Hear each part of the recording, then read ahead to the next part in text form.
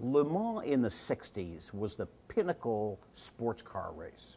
And I think my father wanted to prove that Ford and its technology and its powertrains were superior to Ferrari. So off they went to create some vehicles and go to Le Mans and beat Ferrari.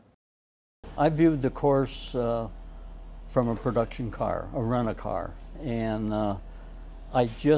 it was unbelievable that they were going to race down these avenues. The Mulsanne Straight is like a county road, a two-lane blacktop, and on each side of it were these 18 to 24-inch cottonwood trees and set there like fence posts, and I just couldn't believe that the cars would be doing 212 miles an hour down through that corridor.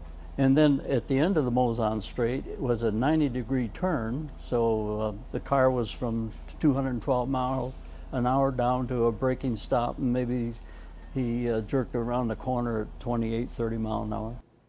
The real deciding factor in '66 and '7 was the fact that Phil Remington, the old hot rodder, he figured out how to change the rotors in 1 minute. When we took off from the starting line in '66 and '67, we weighed 4,000 pounds with a driver and the gasoline. Kinetic energy at the end of that 3.5-mile straight was so high from brake temperatures and so forth that the brakes would have probably lasted 2 or 3 hours, and that would have been all. But he figured it out. That was the key to us winning the race in '66 and '7. Of course, there's a lot of other work. We had engines, gearboxes that lasted.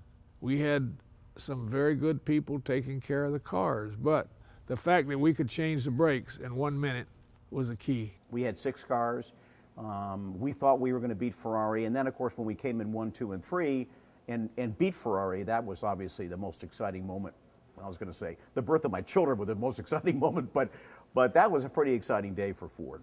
I think the rewarding moments of that was the smile on Mr. Ford's face, that you just really felt like that okay, you had made a fine contribution, because there's that gentleman, very satisfied. It was a glow that just lasted for weeks. Ford won 4 straight years at Le Mans, and Henry said, okay, I've proved to General Motors and Chrysler we were capable of going racing and winning the greatest races in the world.